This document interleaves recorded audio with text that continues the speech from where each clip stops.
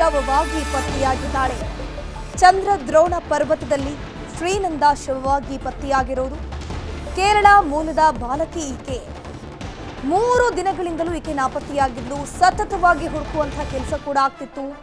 ಮಾಣಿಕ್ಯಧಾರ ಬಳಿ ಬರೋಬ್ಬರಿ 1500 ಅಡಿ ಪ್ರಪಾತದಲ್ಲಿ ಶವ ಪತ್ತೆಯಾಗಿದೆ. ಅಂದ್ರೆ ಹಾಗಾದ್ರೆ ಇಲ್ಲಿ ಶ್ರೀನಂದ ಬರೋಬ್ಬರಿ 1500 ಅಡಿ ಪ್ರಪಾತಕ್ಕೆ ಬಿದ್ದಿದ್ದಾಳೆ. ಇದೇ ಈಕೆಯ ಸಾವಿಗೆ ಕಾರಣ ಅನ್ನುವಂಥದ್ದು ಗೊತ್ತಾಗ್ತಾ ಇದೆ. 3 ದಿನಗಳಿಂದಲೂ ಶೋಧ ಕಾರ್ಯಾಚರಣೆ ನಡೀತಾ ಇತ್ತು. ಡ್ರೋನ್, ಥರ್ಮಲ್ ಕ್ಯಾಮೆರಾ, ನೂರಾರು ಸಿಬ್ಬಂದಿ ಈ ಒಂದು ಸರ್ಚಿಂಗ್ ಕೆಲಸದಲ್ಲಿ ಭಾಗಿಯಾಗಿದ್ರು. ನಿರಂತರವಾಗಿ ಶೋಧ ಕಾರ್ಯವನ್ನು ಮುಂದುವರಿಸಲಾಗಿತ್ತು. ಅರಣ್ಯ ಇಲಾಖೆ, ಪೊಲೀಸ್ ಇಲಾಖೆ ಎಲ್ಲರೂ ಕೂಡ ಇಲ್ಲಿ ಇನ್ವಾಲ್ವ್ ಆಗಿದ್ರು. ಈಗ ಶ್ರೀನಂದ ಶವವಾಗಿ ಪತ್ತೆಯಾಗಿದ್ದಾಳೆ. ನೂರಾರು ಸಿಬ್ಬಂದಿಗಳು ಭಾಗಿಯಾಗಿದ್ರು. ಪೊಲೀಸ್ ಇಲಾಖೆಯ ಸಹಯೋಗದಲ್ಲಿ ಈ ಒಂದು ಕಾರ್ಯಾಚರಣೆ ನಡೆದಿತ್ತು. ಕೇರಳಂನ ಪಾಲಕ್ಕಾಡ್ ಮೂಲದ ಬಾಲಕಿ ಶ್ರೀನಂದ ಏಪ್ರಿಲ್ 7ರಂದು ಸಂಜೆ 5:30 ಸುಮಾರಿಗೆ ಈಕೆ ನಾಪತ್ತೆಯಾಗಿರ್ತಾಳೆ. ಘಟನೆಯ ಸಂಪೂರ್ಣ ಮಾಹಿತಿಯನ್ನ ಪಶ್ಚಿಮ ವಲಯದ ಐಜಿಪಿ ಅವರು ಪಡ್ಕೊಂಡಿದ್ರು. ಮಾಣಿಕ್ಯಧಾರಕ್ಕೆ ಶವ ಸಾಗಿಸೋಕೆ ಕಷ್ಟ ಆಗಿರುವ ಹಿನ್ನೆಲೆಯಲ್ಲಿ ಮೃತದೇಹವನ್ನ ಅರಿಶಿನ ಗುಪ್ಪೆ ಮೂಲಕ ಆಸ್ಪತ್ರೆಗೆ ಶಿಫ್ಟ್ ಮಾಡಲಾಗುತ್ತೆ.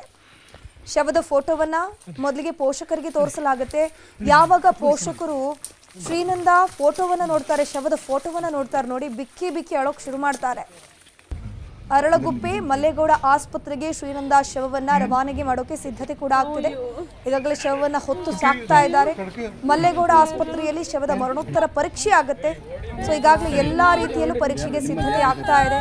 ಪೋಸ್ಟ್ ಮಾರ್ಟಮ್ ಆದ್ಮೇಲೆ ಶ್ರೀನಂದ ಪೋಷಕರಿಗೆ ಮೃತದೇಹವನ್ನ ಹಸ್ತಾಂತರ ಮಾಡಲಿದ್ದಾರೆ. ಮೇಲಿನಿಂದ ಕಾಲ್ ಜಾರಿ ಬಿದ್ದು ಸಾವನ್ನಪ್ಪಿರುವಂತಹ ಶಂಕೆ ವ್ಯಕ್ತವಾಗ್ತಿದೆ. ಬರೋಬ್ಬರಿ 1500 ಅಡಿ ಆಳದ ಪ್ರಪಾತಕ್ಕೆ ಶ್ರೀನಂದ ಬಿದ್ದಿರೋದು. ಇದ್ರ ಬಗ್ಗೆ ಹೆಚ್ಚಿನ ಮಾಹಿತಿ ನೀಡ್ತಾ ಹೋಗ್ತಾರೆ ನಮ್ಮ ಪ್ರತಿನಿಧಿ ಯೋಗೀಶ್. ದೂರವಾಣಿ ಸಂಪರ್ಕದಲ್ಲಿ ಜಾಯಿನ್ ಆಗಿದ್ದಾರೆ. ಯೋಗೇಶ್, ಈಗ ಮೃತದೇಹ ಸಿಕ್ಕಿದೆ. ಸೊ ಯಾವ ಹಾಸ್ಪಿಟಲ್ಗೆ ಶವವನ್ನ ತಗೊಂಡು ಹೋಗ್ತಾ ಇದ್ದಾರೆ? ಪೋಸ್ಟ್ ಮಾರ್ಟಮ್ ಎಷ್ಟೊತ್ತಿಗೆ ಆಗತ್ತೆ?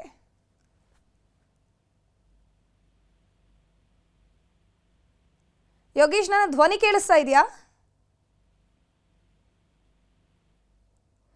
ಸಂಪರ್ಕ ಕಡಿತಗೊಂಡಿದೆ. ಕೇರಳಂನ ಬಾಲಕಿ ಶ್ರೀನಂದ ಶವವಾಗಿ ಪತ್ತೆಯಾಗಿರೋದು. ಕೆಲವೇ ಕ್ಷಣದಲ್ಲಿ ಆ ಒಂದು ಮೃತದೇಹವನ್ನ ಆಸ್ಪತ್ರೆಗೆ ರವಾನೆ ಮಾಡಲಿದ್ದಾರೆ.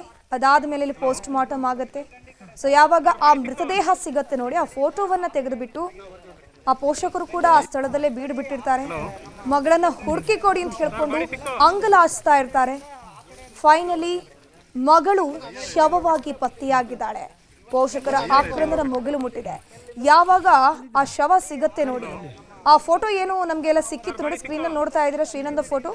ಆ ಒಂದು ಫೋಟೋದಲ್ಲಿರುವಂತಹ ಬಟ್ಟೆಯಲ್ಲೇ ಆಕೆ ಇರುವಂಥದ್ದು. ಶವ ಕೂಡ ಅದೇ ಬಟ್ಟೆಯನ್ನು ಹಾಕೊಂಡಿರೋದು. ಸೊ ಆ ಫೋಟೋವನ್ನ ಶ್ರೀನಂದ ಪೋಷಕರಿಗೆ ತೋರಿಸಿದಾಗ, ಎಸ್ಪೆಷಲಿ ತಾಯಿಗೆ ತೋರಿಸಿದಾಗ, ಶ್ರೀನಂದ ತಾಯಿ ಫೋಟೋವನ್ನು ನೋಡಿ ಇದು ನನ್ನ ಮಗಳೇ ಅಂತ ಕನ್ಫರ್ಮ್ ಮಾಡಿಕೊಂಡು ಬಿಕ್ಕಿ ಬಿಕ್ಕಿ ಕಣ್ಣೀರು ಹಾಕಿಬಿಟ್ಟಿದ್ದಾರೆ. 3 ದಿನಗಳಿಂದಲೂ ಕೂಡ ಕಾರ್ಯಾಚರಣೆ ನಡೀತಾ ಇತ್ತು. ನನ್ನ ಮಗಳು ಬದುಕಿ ಬರಬಹುದು ಅಂತ ಹೋಪಲ್ಲಿದ್ರು.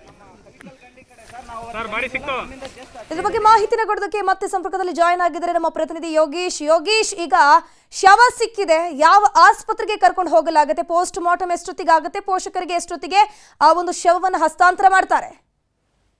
ಧನುಶ್ರೀ, ಏನು ಕೇರಳ ಮೂಲದ ಅಪ್ರಾಪ್ತ ಬಾಲಕಿ 14 ವರ್ಷದ ಶ್ರೀನಂದ ಇಂದು ನಾಪತ್ತೆಯಾಗಿ ಇವತ್ತಿಗೆ 3 ದಿನಗಳ ಬಳಿಕ ಶ್ರೀನಂದ ಮೃತದೇಹ ಪತ್ತೆಯಾಗಿರ್ತಕ್ಕಂಥದ್ದು. ಮಾಣಿಕ್ಯಧಾರದ ಮೇಲ್ಭಾಗದ ಏನು ಪಾರ್ಕಿಂಗ್ ಏರಿಯಾ ಇದೆ, ಆ ಜಾಗದಿಂದ ಸ್ವಲ್ಪ ದೂರ ಮುಂದಕ್ಕೆ ಅಂದ್ರೆ ನಿಂತ್ಕೊಳ್ಳಿಕ್ಕೆ ಜಾಗ ಮಾಡಿದ್ರೆ ಅಲ್ಲಿಂದ ಕಾಲು ಜಾರಿ ಬಿದ್ದಿರ್ತಕ್ಕಂಥ ಶಂಕೆ ವ್ಯಕ್ತವಾಗಿರ್ತಕ್ಕಂಥ ಸುಮಾರು 1-1.5 ಸಾವಿರ ಅಡಿ ಪ್ರಪಾತದ ಆಳಕ್ಕೆ ಬಿದ್ದಿರ್ತಕ್ಕಂಥದ್ದು. ಬಿದ್ದ ರಭಸಕ್ಕೆ ಆ ಒಂದು ಶ್ರೀನಂದ ಮೃತದೇಹ ಏನಿದೆ, ಆಕೆ ಶ್ರೀನಂದ ಬೀಳೋ ರಭಸಕ್ಕೆ ಮರಕ್ಕೆ ಸಿಕ್ಕಿ ಹಾಕಿಕೊಂಡಿರ್ತಕ್ಕಂಥದ್ದು. ಅರ್ಧದ ಮೃತದೇಹ ಮರದ ಮೇಲಿದ್ರೆ, ಇನ್ನರ್ಧ ಮೃತದೇಹ ಭೂಮಿಯ ಮೇಲೆ ಇರ್ತಕ್ಕಂಥದ್ದು. ಈ ಒಂದು ಕಡಿದಾದ ಪ್ರದೇಶದಲ್ಲಿ ಏನು ಮೃತದೇಹವನ್ನ ಹುಡುಕ್ಲಿಕ್ಕೆ ಪೊಲೀಸ್ ಇಲಾಖೆ, ಅರಣ್ಯ ಇಲಾಖೆ ಸಿಬ್ಬಂದಿ ಮತ್ತು ಅಗ್ನಿಶಾಮಕ ದಳ ಜೊತೆಗೆ ಪ್ರವಾಸಿ ಮಿತ್ರರು ಕೂಡ ಕಳೆದ 3 ದಿನಗಳಿಂದ ನಿರಂತರವಾಗಿ ಸತತ ಪ್ರಯತ್ನವನ್ನ ಮಾಡಿದ್ರು. ಆದ್ರೆ ಇವತ್ತು ಮೃತದೇಹ ಸಿಕ್ಕ ಬೆನ್ನಲ್ಲೇ ಏನು ಚಿಕ್ಕಮಗಳೂರು ಡಿವೈಎಸ್ಪಿ ನೇತೃತ್ವದಲ್ಲಿ ಸ್ಥಳದಲ್ಲೇ ಬಿಡಲಾಗಿರ್ತಕ್ಕಂಥದ್ದು. ಇನ್ನೇನು ಕೆಲವೇ ಕ್ಷಣಗಳಲ್ಲಿ ಸ್ಥಳದಿಂದ ಶ್ರೀನಂದ ಮೃತದೇಹವನ್ನ ಸ್ಥಳಾಂತರಿಸಲಾಗ್ತದೆ. ಬಳಿಕ ಏನು ಅವರ ಪೋಷಕರಿಗೆ ಈ ಒಂದು ಮಹಜರ್ ಪ್ರಕ್ರಿಯೆ ಪೂರ್ಣಗೊಂಡ ಬಳಿಕ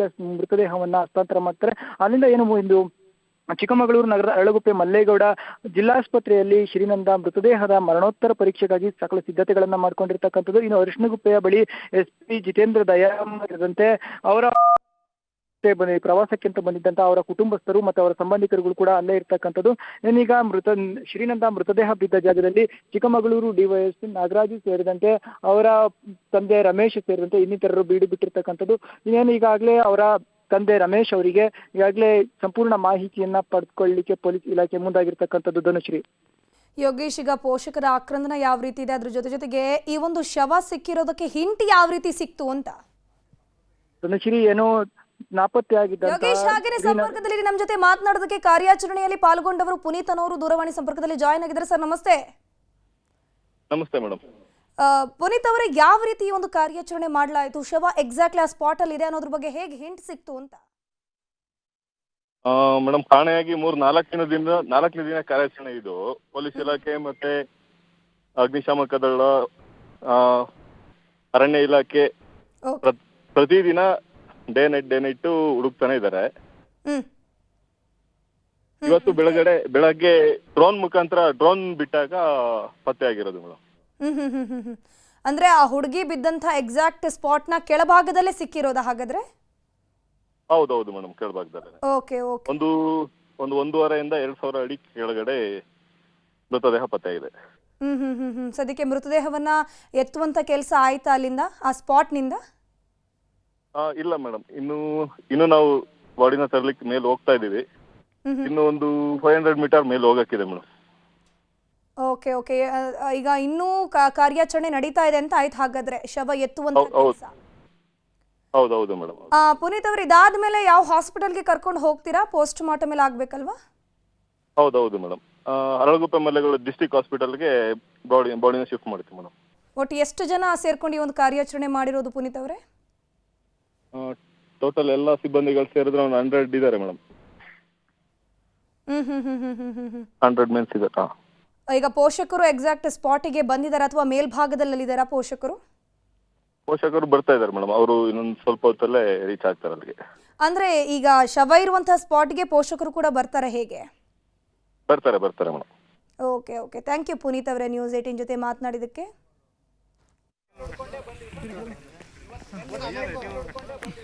ಈಗ ಕಾರ್ಯಾಚರಣೆಯಲ್ಲಿ ಪಾಲ್ಗೊಂಡ ಪುನೀತ್ ಕೂಡ ನಮ್ಮ ಜೊತೆ ಮಾತನಾಡ್ತಾ ಇದ್ರು. ಇನ್ನೂ ಕೂಡ ಸ್ಪಾಟ್ನಲ್ಲೇ ಎಲ್ಲ ಕೆಲಸಗಳು ಆಗ್ತಾ ಇದೆ. ಶವ ಮೇಲೆತ್ತುವಂತಹ ಕೆಲಸ ಕೂಡ ಇನ್ನೂ ಆಗಬೇಕು. ಪೋಷಕರು ಕೂಡ ಸ್ಪಾಟ್ಗೆ ಬರ್ತಾರೆ, ಅವರು ಕೂಡ ಐಡೆಂಟಿಫೈ ಮಾಡುವಂತಹ ಒಂದು ಪ್ರೊಸೀಜರ್ಗೆ. ಸೊ ಹಾಗಾಗಿ ಪೋಷಕರು ಕೂಡ ಆ ಸ್ಪಾಟಿಗೆ ಬರ್ತಾರೆ, ಅವರು ಕೂಡ ಐಡೆಂಟಿಫಿಕೇಶನ್ ಮಾಡುವಂಥ ಕೆಲಸ ಇದೆ. ಸೊ ಎಲ್ಲರೂ ಕೂಡ ಸತತವಾಗಿ 4ನೇ ದಿನದ ಕಾರ್ಯಾಚರಣೆ ಇದು. ಡ್ರೋನ್ ಬಿಟ್ಟಂತಹ ಸಂದರ್ಭದಲ್ಲಿ, ಡ್ರೋನಲ್ಲಿ ನೋಡ್ಕೊಂಡು ಹೋಗುವಂಥ ಸಂದರ್ಭದಲ್ಲಿ ಶವ ಪತ್ತೆಯಾಗಿದೆ. ಅಂದರೆ ಶವದಲ್ಲಿ ಅರ್ಧ ಭಾಗ ಮರಕ್ಕೆ ಸಿಕ್ಕಾಕೊಂಡಿದ್ರೆ, ಇನ್ನರ್ಧ ಭಾಗ ನೆಲಕ್ಕೆ ಬಿದ್ದಿತ್ತು. ಸೊ ಈ ಒಂದು ಫೋಟೋ ನೋಡಿ ಪೋಷಕರು ಈಗ ಕಣ್ಣೀರು ಹಾಕ್ತಾ ಇದ್ದಾರೆ. ಇವಳೇ ನನ್ನ ಮಗಳು ಅಂತ ಹೇಳ್ಕೊಂಡು ತಾಯಿ ಗೋಗರ್ದಿದ್ದಾರೆ. ಇನ್ನು ಪೋಸ್ಟ್ ಮಾರ್ಟಮ್ ಕೆಲಸ ಆಗಬೇಕು. ಇನ್ನೇನು ಕೆಲವೇ ಕ್ಷಣಗಳಲ್ಲಿ ಮೃತದೇಹವನ್ನ ಎತ್ತುವಂತ ಕೆಲಸ ಆಗಲಿದೆ. ಮಾಣಿಕ್ಯಧಾರ, ಚಿಕ್ಕಮಗಳೂರು ಇಲ್ಲಾಗಿರುವಂತಹ ದುರ್ಘಟನೆ. ವೇವಿಂಗ್ ಪಾಯಿಂಟ್ಗೆ ಹೋಗಿ ನಿಂತಹ ಸಂದರ್ಭದಲ್ಲಿ ಕಾಲ್ ಜಾರಿ ಆ ಹುಡುಗಿ ಕೆಳಗೆ ಬಿದ್ದಿರ್ತಾಳೆ. ಸೊ ಸೇಫ್ಟಿ ವಿಚಾರಕ್ಕೆ ಬರುವಂತ ಸಂದರ್ಭದಲ್ಲಿ ಚಿಕ್ಕಮಗಳೂರಿಗೆ ಅತಿ ಹೆಚ್ಚು ಸಂಖ್ಯೆಯಲ್ಲಿ ಚಾರಣಿಗರು ಹೋಗ್ತಾರೆ, ಬಟ್ ಯಾವುದೇ ರೀತಿಯ ಸೇಫ್ಟಿ ಅನ್ನುವಂಥದ್ದು ಅಲ್ಲಿ ಇಲ್ವೇ ಇಲ್ಲ. ಅಟ್ಲೀಸ್ಟ್ ಒಬ್ಬ ಗಾರ್ಡ್ ಅನ್ನೋದಾದ್ರೂ ಬೇಕಲ್ವಾ? ಅವರು ಕೂಡ ಇರೋದೇ ಇಲ್ಲ. ಎಷ್ಟು ಜನ ಟ್ರಕ್ಕಿಂಗ್ ಹೋದ್ರು, ಎಷ್ಟು ಜನ ವಾಪಸ್ ಬಂದ್ರು, ಅದ್ರ ಬಗ್ಗೆ ಕೂಡ ಮಾಹಿತಿಯನ್ನು ಕಲೆ ಹಾಕೋದಕ್ಕಲ್ಲಿ ಯಾರೂ ಕೂಡ ಇರೋದಿಲ್ಲ. ಸೊ ಅರಣ್ಯ ಇಲಾಖೆಯ ಎಡವಟ್ಟಿನಿಂದಾಗಿ ಪದೇ ಇಂತಹ ಅನಾಹುತಗಳು ನಡೀತಾನೆ ಇರುತ್ತೆ.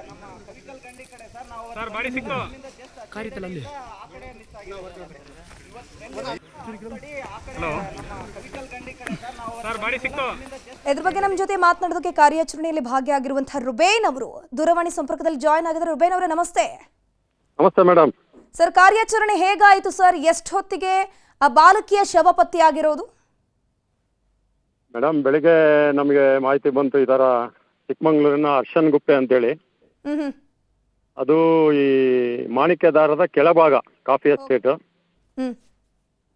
ಸೊ ನಿನ್ನೆವರೆಗೂ ಅಲ್ಲೆಲ್ಲ ಅನೇಕ ಪೊಲೀಸವರು, STF ಅವರು, ಅಗ್ನಿಶಾಮಕ ದಳದವರು, ಫಾರೆಸ್ಟ್ ಅವರು, ಅಡ್ವೆಂಚರ್ ಸ್ಪೋರ್ಟ್ಸ್ ಕ್ಲಬ್ ಅವರು ಎಲ್ಲರೂ ನಾವೆಲ್ಲ ನೋಡಿದ್ವಿ. ಬಟ್ ಏನು ನಮಗೆ ಮಾಹಿತಿ ಸಿಕ್ಕಿರಲಿಲ್ಲ. ಆದರೆ ಇವತ್ತು ಹೆಣ್ಮಗಳು ಬಾಡಿ ನಮಗೆ ಮಾಣಿಕ್ಯದಾರದ ಕೆಳಭಾಗದಲ್ಲೇ ಬಿದ್ದಿದೆ. ಹಾಗಾದ್ರೆ ರುಬಿನ್ ಅವರೇ, ಕಾಲ್ ಜಾರಿ ಬಿದ್ದಿರೋದು ಇದಕ್ಕೆ ಕಾರಣ ಅಂತನಾ? ಮೇಡಮ್ ಅದು ಪೊಲೀಸ್ ಇಲಾಖೆಯವ್ರು ಹೇಳ್ಬೇಕು, ಹ್ಮ್ ಅದು ಆಕಸ್ಮಿಕವಾಗಿ ಬಿದ್ದಿರ್ಬೋದು.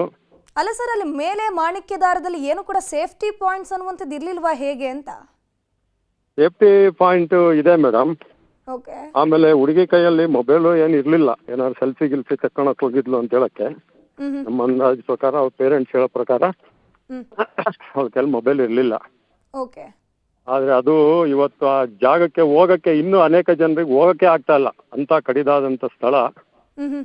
ಅಶ್ವಿನ್ಗುಪ್ಪೆ ಮಾಣಿಕ್ಯದಾರ ಹೋಮ್ ಸ್ಟೇ ಅಂತ ಇದೆ, ಮಾಣಿಕ್ಯದಾರ ಕಾಫಿ ತೋಟ. ಅದರಲ್ಲಿ ನಮಗೆ ದಾರಿನೂ ಇಲ್ಲ, ಅದಕ್ಕೆ ಗುಡ್ಡದ ಮೇಲೇನೆ ನಾವು ಹೋಗಬೇಕು. ಅದರಲ್ಲೂ ಈ ಪಾಪ ಮಹಿಳಾ ಪೊಲೀಸ್ ಅವರೆಲ್ಲ ಅಲ್ಲಿ ಹೋಗ್ತಾ ಇರೋದು ನಮಗೆ ಹೃದಯ ವಿದ್ರಾವಕನೇ ಅದು. ಯಾಕೆಂದ್ರೆ ಅಲ್ಲಿ ಹೋಗೋದೇ ಬಹಳ ಕಷ್ಟ ಟ್ರೆಕ್ಕಿಂಗ್ ಮಾಡೋಕ್ಕೂ. ಯಾಕಂದ್ರೆ ನಾನು ಅಡ್ವೆಂಚರ್ ಸ್ಪೋರ್ಟ್ಸ್ ಅಧ್ಯಕ್ಷ ಆದ್ರೂ ಇದು ಏನು ಮುಳ್ಳಯ್ಯನಗಿರಿಗಿಂತನೂ ಹೈಯೆಸ್ಟ್ ಇದೆ ಇದು. ಹೌದು ಹೌದು ಹೌದು. ಅಂತ ಜಾಗದಲ್ಲಿ ಬಾಡಿ ಬಿದ್ದಿದೆ. ಸೊ ಈಗ ಸ್ಪಾಟಿಗೆ ಎಲ್ಲ ಪೊಲೀಸರು ಮಾಜರಿಗೆ ಎಲ್ಲ ಬಂದಿದ್ದಾರೆ. ಅಲ್ಲ ಸರ್, ಇವತ್ತು 4ನೇ ದಿನದ ಕಾರ್ಯಾಚರಣೆ. ಸೊ ಸ್ಪಾಟ್ ನಲ್ಲಿ ಇಲ್ಲೇ ಶವ ಸಿಕ್ತು ಅನ್ನೋದು ಹಿಂಟ್ ಯಾವ ರೀತಿ ಸಿಕ್ತು ಅಂತ? ಹಿಂಟ್ ಅಂದ್ರೆ ಪೊಲೀಸ್ ಇಲಾಖೆಯವ್ರು ನಿನ್ನೆನೂ ಸಹ IG ಅವರು ಚಿಕ್ಕಮಂಗ್ಳೂರಿಗೆ ಬಂದಾಗ ಪೊಲೀಸ್ ಇಲಾಖೆಯವ್ರ ಮೇಲೆ ಸ್ವಲ್ಪ ಗರಮೆ ಆಗಿದ್ರು. ಇವತ್ತೆಲ್ಲ ನಾವು ಪತ್ರಿಕೆಗಳಲ್ಲಿ ನೋಡುವಾಗ 3 ದಿನ ಆದ್ರೂ ನೀವು ಇಷ್ಟು ಮಾಡಿಲ್ವಲ್ಲ ಅಂತೇಳಿ. ಪೊಲೀಸರು ಪಾಪ ಬಹಳ ಇದರಿಂದ ಅವರು ತೋಟದೊಳಗಡೆ, ಯಾಕಂದ್ರೆ ಅಲ್ಲಿಂದ ಬಿದ್ರೆ ಬರೋದೇ ಇಲ್ಲಿ ತೋಟದ ಜಾಗಕ್ಕೆ ಬರಬೇಕು. ಮೇಲಿಂದ ಬಿದ್ರೆ ಅಲ್ಲಿಂದ ಹುಡುಕಿದ್ರೆ ಯಾವುದೇ ಕಾರಣಕ್ಕೂ ಸಿಕ್ಕಲ್ಲ. ಇವತ್ತು ಪೊಲೀಸ್ ಇಲಾಖೆಯವರು ಎಲ್ಲ ಬಂದು ಅಲ್ಲೆಲ್ಲ ಮಾಡ್ಬೇಕಾದ್ರೆ ಆ ಸ್ಪಾಟ್ ಎಲ್ಲಿ ಆ ಮಾಣಿಕ್ಯದಾರದ ಕೆಳಭಾಗದ ಎಲ್ಲ ಜಾಗಗಳನ್ನ ನೋಡ್ಬೇಕಾದ್ರೆ ಸ್ಮೆಲ್ ಬಂದಿದೆ. ಮತ್ತೆ ನೊಣಗಳು ಅಲ್ಲಿ ಓಡಾಡ್ತಾ ಇದ್ದಿದ್ರಿಂದ ಐಡೆಂಟಿಫೈ ಆಗಿದೆ madam. Okay okay okay okay thank you Ruben ಅವರೇ, ನ್ಯೂಸ್ 18 ಜೊತೆ ಮಾತನಾಡಿದ್ದಕ್ಕೆ. 8 ತಿಂಗಳ ಗರ್ಭಿಣಿಯ ಹೊಟ್ಟೆ ಮೇಲೆ ಹಲ್ಲೆಯನ್ನು ನಡೆಸಲಾಗಿದೆ. ಹಲ್ಲೆಯಿಂದಾಗಿ ಹೊಟ್ಟೆಯಲ್ಲಿದ್ದ ಅವಳಿ ಮಕ್ಕಳು ಸಾವನ್ನಪ್ಪಿವೆ. 8 ತಿಂಗಳ ತುಂಬು ಗರ್ಭಿಣಿಯ ಹೊಟ್ಟೆ ಮೇಲೆಯೇ ಹಲ್ಲೆ ನಡೆಸಿದ್ದಾರೆ ದುರುಳರು. ಹೊಟ್ಟೆಯಲ್ಲಿ ಅವಳಿ ಮಕ್ಕಳಿತ್ತು, ಅವಳಿ ಮಕ್ಕಳು ದುರ್ಮರಣ ಹೊಂದಿದವೆ. ಹಾವೇರಿಯ ಅಲಿಪುರ ಗ್ರಾಮದಲ್ಲಿ ಆಗಿರುವಂತಹ ಘಟನೆ ಇದು. ಮಾರ್ಚ್ 28ರಂದು ಪವಿತ್ರ ಮೇಲೆ ನಡೆದಂತಹ ಹಲ್ಲೆ. ಪವಿತ್ರ ತಾಯಿ 30,000 ಸಾಲವನ್ನು ಮಾಡಿದ್ರಂತೆ. ಈ ಸಾಲ ವಸೂಲಿಗೆ ಬಂದವರಿಂದ ಜಗಳ ಶುರುವಾಗುತ್ತೆ. ಬರೋಬ್ಬರಿ 30,000 ಸಾಲಕ್ಕಾಗಿರುವಂತಹ ಒಂದು ಜಗಳ. ಸೀಮಂತ ಕಾರ್ಯದಲ್ಲೇ ಗಲಾಟೆ ನಡೆದಿರುತ್ತೆ. ಗಲಾಟೆ ಬಿಡಿಸೋಕೆ ಹೋಗಿದ್ದ ಪವಿತ್ರ ಮೇಲೂ ಕೂಡ ಹಲ್ಲೆಯನ್ನ ಮಾಡಿದ್ದಾರೆ ದುರುಳರು. ಮಾರ್ಚ್ 28ರಂದು ಆಸ್ಪತ್ರೆಗೆ ಪವಿತ್ರ ದಾಖಲಾಗಿರ್ತಾರೆ. ಆದ್ರೆ ಏಪ್ರಿಲ್ 7ರಂದು ಅವಳಿ ಮಕ್ಕಳಿಗೆ ಪವಿತ್ರ ಜನ್ಮ ನೀಡ್ತಾರೆ. ಆದ್ರೆ ಇಬ್ಬರೂ ಮಕ್ಕಳು ಕೂಡ ಸಾವನ್ನಪ್ಪಿದ್ದಾವೆ. ದೂರು ನೀಡಿದ್ದಾರೆ ಕುಟುಂಬಸ್ಥರು. ಸವಣೂರು ಪೊಲೀಸ್ ಠಾಣೆಯಲ್ಲಿ ದೂರು ಕೂಡ ದಾಖಲಾಗಿದೆ. ಅಲಿಪುರ ಗ್ರಾಮದ ಸುರೇಶ್, ಮಹೇಶ್ ಸೇರಿ 4 ವಿರುದ್ಧ ದೂರು ದಾಖಲಾಗಿರೋದು. 2 ಮಕ್ಕಳ ಕಗ್ಗೊಲೆ ಆಗಿದೆ ಇಲ್ಲಿ. 8 ತಿಂಗಳ ಗರ್ಭಿಣಿ ಆಕೆ. ಸೀಮಂತ ಕಾರ್ಯದಲ್ಲಿ ಸಾಲ ಕೊಟ್ಟಂತವ್ರು ಏನ್ ಮಾಡ್ತಾರೆ, ಬರ್ತಾರೆ, ಜಗಳ ಮಾಡ್ತಾರೆ. ಕೊಟ್ಟಂತಹ 30,000 ವಾಪಸ್ ಕೊಡಿ ಅಂತ ಜಗಳ ಮಾಡಿದಂತಹ ಸಂದರ್ಭದಲ್ಲಿ ತಾಯಿ ಮೇಲೆ ಹಲ್ಲೆ ಮಾಡೋದು ಬೇರೆ, ಅದ್ರ ಜೊತೆಗೆ ತುಂಬು ಗರ್ಭಿಣಿಯ ಮೇಲೆ ಕೂಡ ಹಲ್ಲೆ ನಡೆಸಿದ್ದಾರೆ. ಗರ್ಭಿಣಿಯ ಹೊಟ್ಟೆಯಲ್ಲಿ 2 ಅವಳಿ ಮಕ್ಕಳಿರುತ್ತೆ. ಏಪ್ರಿಲ್ 7ರಂದು ಆಕೆ ಅವಳಿ ಮಕ್ಕಳಿಗೆ ಜನ್ಮ ಕೊಡ್ತಾಳೆ. ಬಟ್ ಅವಳಿ ಮಕ್ಕಳು ಸಾವನ್ನಪ್ಪಿದಾವೆ. ಕಚಾಪತಿ ತೊಳೆದ ಮಟ್ಟಲೆ ಹೊಡೆದಾರ್ರಿ. ನನ್ನ 2 ಮಕ್ಕಳು ಡೆತ್ ಆಗ್ಯಾವ್ರಿ. ಕರ ಹುಗ್ಗಿ ಹೊಡೆದಾರ್ರಿ. ಹೇಳದ್ ನಾನು ಕೇಳಕ್ ಬಂದಾರ. ಅವ್ರು ಕೇಳ್ರಿ ನಮಗ್ ಹೇಳದ್ ಹೆಂಗ್ ಬೇಕು ತೆಳಗ್ ಬೀಳಿಸಿ ಕಚಾ ತೊಳ್ದಾರ್ರಿ. ಇವೆಲ್ಲ ಹುಟ್ಟಿ ಹೊಡೆದಾರ್ರಿ. ನನಗ 6 ತಿಂಗಳ ನಡೆ ಆಗ್ತಿದ್ವಿ ರೀ.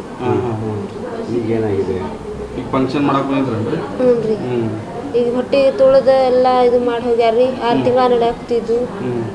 3 ಗಂಡು ಮಕ್ಕಳ 1 ಹೆಣ್ಮಗಳು ಇದ್ಲ. 4 ಜನ ಇದ್ರು. ಒಮ್ಮಗಲೇ ಜಗಳಕ್ಕ ಬಂದ್ರ ನನಗೂ ನಾ ಎಳ್ದಾಡಿ ಹೊಡೆದ್ರು. ಅಲ್ಲಿಂದ ನಾನು ಜನ್ಮನ ಇಲ್ದಂಗೆ ಬಿದ್ದೀನ್ರಿ. ಅವು ಎಲ್ಲರಿಗೂ ತಗೊಂಡು ಅವ್ರಿಗೆಲ್ಲ ಮಟ್ಟ ತೊಗೊಂಡು ಏನು ಕಾರ್ ಪುಡಿ ತೊಗೊಂಡು ಅವ್ರಿಗೆ ಹೊಡೆದ್ ಬಿಟ್ಟಾರ್ರಿ. ಅವ್ರಿಗೂ ಎಳ್ದಾಡಿ ಬಿಟ್ಟಾರ್ರಿ. ದಾಯಿ ಹೊಡ್ಯಾಕಂದ್ರೆ ಅವ್ರಿಗೂ ದಾಯಿ ಇರೋದಿಲ್ಲೇನ್ರಿ ಸರ್. ಹಿಂಗ ಮಾಡಿದ್ರು ಇವ್ರು. ನನ್ನ ಮಗಳು 6 ತಿಂಗಳ ಹೊಟ್ಟಿಲಿ ಇದ್ಲ ನನ್ನ ಮಗಳು ಜೀವನ ಕಳೀತಿದ್ರಿ ಅವ್ರು. ಅವ್ರ ಸತ್ಯಾನಾಶ ಆಗ್ಲಿ, ಅವ್ರ ನಿರ್ರೋಸ ಆಗ್ಲಿ. ಈ ನಮೂನಿ ಮಾಡಿದ್ರ ನನಗ. ನನ್ನ ಮಗಳ ಜೀವನ ಏನ್ರಿ, ನನ್ನ ಮಗಳ ಚಿಪ್ಪಾಳ ಹೆಂಗ್ರಿ. ಈ ನಮೂನಿ ಮಾಡಿದ್ರ ನನ್ನ ಮಗಳ 2 ಕೂಸು ಹೋದ್ವು. ಇದಕ್ಕೆ ಇಷ್ಟ ಏನು? ಇದ್ರ ಬಗ್ಗೆ ಹೆಚ್ಚಿನ ಮಾಹಿತಿ ನೀಡ್ತಾ ಹೋಗ್ತಾರೆ ನಮ್ಮ ಪ್ರತಿನಿಧಿ ನಾಗರಾಜ್ ದೂರವಾಣಿ ಸಂಪರ್ಕದಲ್ಲಿ ಜಾಯಿನ್ ಆಗಿದ್ರೆ. ನಾಗರಾಜ್, ಹಲ್ಲೆ ಯಾವಾಗ ಆಗಿರೋದು, ಅದ್ರ ಜೊತೆಗೆ ಅಡ್ವಾನ್ಸ್ ಏನಾದ್ರು ಡೆಲಿವರಿ ಆಯ್ತಾ? ಸೊ ಈ ಮೆಡಿಕಲ್ ರಿಪೋರ್ಟ್ ಏನ್ ತೋರಿಸ್ತಾ ಇದೆ ಅವಳಿ ಮಕ್ಕಳ ಸಾವಿಗೆ ರೀಸನ್? ಖಂಡಿತವಾಗ್ಲೂ ಧನು, ಮಾರ್ಚ್ 28ನೇ ತಾರೀಕಿಗೆ ಈ ಒಂದು ಘಟನೆ ಆಗಿರ್ತಕ್ಕಂಥದ್ದು. ಪ್ರಮುಖವಾಗಿ ಪವಿತ್ರವಳ ಶ್ರೀಮಂತ ಕಾರ್ಯ ಇರ್ತದೆ. ಅಂತ ಸಂದರ್ಭದಲ್ಲಿ ಕೂಡ ಅವರ ಪವಿತ್ರವರ ತಾಯಿಯವರ ಜೊತೆಗೆ 30,000 ರೂಪಾಯಿ ಹಣಕ್ಕಾಗಿ ಅವರ ಸಂಬಂಧಿಕರೇ ಆಗಿರ್ತಕ್ಕಂಥವ್ರು ಕೂಡ ಗಲಾಟೆಯನ್ನ ಮಾಡ್ತಾರೆ. ಆದ್ರೆ ಮೊದಲು 30,000 ರೂಪಾಯಿ ಹಣವನ್ನ ಕೊಡಿ ಅಂತ ಕೇಳ್ತಾರೆ. ಹೀಗಾಗಿ ಶ್ರೀಮಂತ ಕಾರ್ಯಕ್ರಮ ಇದೆ ಮಗಳದು, ಇದ ಮುಗಿದ ಬಳಿಕವಾಗಿ ನಾವು ನಿಮ್ಗೆ ತಲುಪಿಸಬೇಕಾಗಿರ್ತಕ್ಕಂಥ ಹಣವನ್ನ ಕೊಡ್ತೇವೆ ಅನ್ನೋ ಮಾತುಗಳನ್ನ ಹೇಳ್ತಾರೆ. ಆದ್ರೆ ಅಲ್ಲಿ ಸಂಬಂಧಿಕರು ಮತ್ತು ಅಲ್ಲಿ ನಡೆದಿರ್ತಕ್ಕಂಥ ಸಮಾರಂಭದಲ್ಲಿ ಕೂಡ ಮಾತಿಗೆ ಮಾತು ಬೆಳೀತಿದೆ. ಅದು ವಿಕೋಪಕ್ಕೆ ತಿರುಗಿದಂತ ಸಂದರ್ಭದಲ್ಲಿ ಅಲ್ಲಿ ಹಲ್ಲೆಗೆ ಕಾರಣವಾಗ್ತದೆ. ಯಾವಾಗ ಪವಿತ್ರವಳ ತಾಯಿ ಆಗಿರ್ತಕ್ಕಂಥ ಆಲವರವರ ಮೇಲೆ ಹಲ್ಲೆಗೆ ಮುಂದಾಗ್ತಾರೆ, ಅಂತ ಸಂದರ್ಭದಲ್ಲಿ ಕೂಡ ಪವಿತ್ರವರು ಕೂಡ ಮಧ್ಯಪ್ರವೇಶವನ್ನ ಮಾಡ್ತಾರೆ. ಮಧ್ಯಪ್ರವೇಶಿಸಿ ತಾಯಿ ಮೇಲೆ ಹಲ್ಲೆಗೆ ತಡೆಗೆ ಮುಂದಾಗ್ತಾರೆ. ಅಂತ ಸಂದರ್ಭದಲ್ಲಿ ತುಂಬು ಗರ್ಭಿಣಿ ಆಗಿದೆ ಅಂತವರ ಮೇಲೆ ಕೂಡ ಹಲ್ಲೆಯನ್ನ ಮಾಡ್ತಾರೆ. ಆ ವೇಳೆ ಹೊಟ್ಟೆಯ ಭಾಗಕ್ಕೆ ಆಕೆಗೆ ಒದ್ದಿರುವಂತದ್ದು ಕೂಡ ಸದ್ಯ ಗೊತ್ತಾಗಿರ್ತಕ್ಕಂಥದ್ದು. ಇದರಿಂದ ತುಂಬು ಗರ್ಭಿಣಿ ಆಗಿರ್ತಕ್ಕಂಥ ಪವಿತ್ರಗಳು ಕೂಡ ಹೊಟ್ಟೆ ನೋವಿನಿಂದ ಆಗಿನಿಂದಲೂ ಕೂಡ ಬಳಲ್ತಾ ಇರ್ತಾರೆ ಮತ್ತು ಆಸ್ಪತ್ರೆಗೆ ಚಿಕಿತ್ಸೆಗೆ ಕೂಡ ತೋರಿಸ್ತಾರೆ. ಇಂಥ ಸಂದರ್ಭದಲ್ಲೂ ಕೂಡ ವೈದ್ಯರು ಕೂಡ ಮಕ್ಕಳಿಗೆ ಹೊಟ್ಟೆಯಲ್ಲಿ ತೊಂದರೆ ಇದೆ ಅನ್ನೋ ಮಾತುಗಳನ್ನ ಹೇಳ್ತಾರೆ. ಅವಾಗ್ಲಿಂದ ಕೂಡ ಜಿಲ್ಲಾ ಆಸ್ಪತ್ರೆಯಲ್ಲಿ ಚಿಕಿತ್ಸೆಯನ್ನ ಪಡಿತಾ ಇದ್ದಾರೆ. ಆದ್ರೆ ಏಪ್ರಿಲ್ 7ನೇ ತಾರೀಕಿಗೆ ಕೂಡ ಅಂದ್ರೆ ಡೆಲಿವರಿ ಆಗ್ತದೆ. ಅಂತ ಸಂದರ್ಭದಲ್ಲೂ ಕೂಡ ಮಗು ಕೂಡ ಹೊಟ್ಟೆಯಲ್ಲಿ ಸಾವನ್ನಪ್ಪಿರ್ತಕ್ಕಂಥದ್ದು. ಇದಕ್ಕೆ ಪ್ರಮುಖವಾದಂತ ಕಾರಣ ಅಂತ ಹೇಳಿದ್ರೆ ಹೊಟ್ಟೆಗೆ ಬಲವಾದ ಬಿದ್ದಿರೋದ್ರಿಂದ ಈ ರೀತಿಯಾದಂತ ದುರ್ಘಟನೆ ಸಂಭವಿಸಿದೆ ಅನ್ನೋ ಮಾತುಗಳನ್ನ ಕೂಡ ಈಗಾಗಲೇ ವೈದ್ಯರು ಹೇಳಿರ್ತಕ್ಕಂಥದ್ದು. ಹೀಗಾಗಿ ಒಟ್ಟು 4 ಜನರ ವಿರುದ್ಧ ಕೂಡ ಈಗಾಗಲೇ ಪ್ರಕರಣವನ್ನ ದಾಖಲು ಮಾಡಿಕೊಂಡಿರ್ತಕ್ಕಂಥ ಪೊಲೀಸರು ಇವರ ಆರೋಪಿಗಳ ಬಂಧನಕ್ಕಾಗಿ ಬಲೆಯನ್ನ ಕೂಡ ಬೀಸಿರ್ತಕ್ಕಂಥದ್ದು. ಧನು, ಥ್ಯಾಂಕ್ ಯು ನಾಗರಾಜ್ ತಮ್ಮೆಲ್ಲ ಮಾಹಿತಿಗಾಗಿ. ಕೊಲ್ಲಿ ಯುದ್ಧಕ್ಕೆ ತೆರೆ ಬೀಳತ್ತಾ? ಪಾಕ್ ಸಂಧಾನ ಸಕ್ಸಸ್ ಆಗುತ್ತಾ?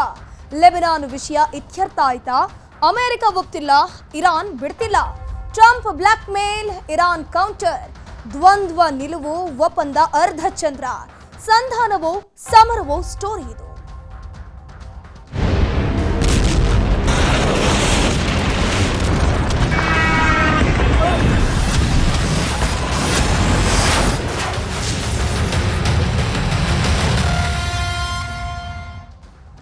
ಕೊಲ್ಲಿ ಯುದ್ಧ ಶಾಂತಿ ಸಭೆಯಲ್ಲಿ ಪಾಕಿಸ್ತಾನ ಬಡಾಯಿ ಕೊಚ್ಕೊಳ್ತಾ ಇದೆ. ಸಣ್ಣ ಘರ್ಷಣೆಯಿಂದ ಮಾತುಕತೆ ನಿಲ್ಲೋದಿಲ್ಲ ಅಂತ ಹೇಳ್ಕೊಂಡು ಪಾಕಿಸ್ತಾನ ಸ್ಟೇಟ್ಮೆಂಟ್ ಅನ್ನ ಕೊಡ್ತಾ ಇರೋದು. ಕೊಲ್ಲಿ ಯುದ್ಧದಲ್ಲಿ ಶಾಂತಿ ಸಭೆಯನ್ನ ಮಾಡ್ತೀವಿ ಅಂತ ಹೇಳ್ಕೊಂಡು ಪಾಕಿಸ್ತಾನ, ಚೀನಾ ಮುಂದೆ ಬಂದಿತ್ತು. ಬಟ್ ಸಣ್ಣ ಸಂಘರ್ಷಣೆಯಿಂದ ಮಾತುಕತೆ ನಿಲ್ಲಲ್ಲ ಅಂತ ಈಗ ಪಾಕ್ ಹೇಳ್ತಾ ಇದೆ. ಲೆಬನಾನ್ ವಿಚಾರದಲ್ಲಿ ಸಭೆಯನ್ನ ಬಹಿಷ್ಕರಿಸಿದ ಇರಾನ್. ಇಷ್ಟಾದ್ರೂ ಸಭೆ ನಡೆಯುತ್ತೆ ಅಂತಿರುವ ಪಾಕಿಸ್ತಾನ. ಬಟ್ ಇಲ್ಲಿ ಇರಾನ್ಗೆ ಬೇಕಾಗಿರೋದು ಒಂದೇ, ಇಸ್ರೇಲ್ ಈಗ ಲೆಬನಾನ್ ಮೇಲೆ ಅಟ್ಯಾಕ್ ಮಾಡ್ತಿದ್ದಿಲ್ಲ, ಅದನ್ನ ನಿಲ್ಲಿಸಬೇಕು ಅಂತ. ಬಟ್ ಪಾಕಿಸ್ತಾನ ನಾವು ನಿಗದಿಯಂತೆ ಸಭೆಯನ್ನ ನಡೆಸ್ತೀವಿ ಅಂತ ಹೇಳ್ತಾ ಇದೆ.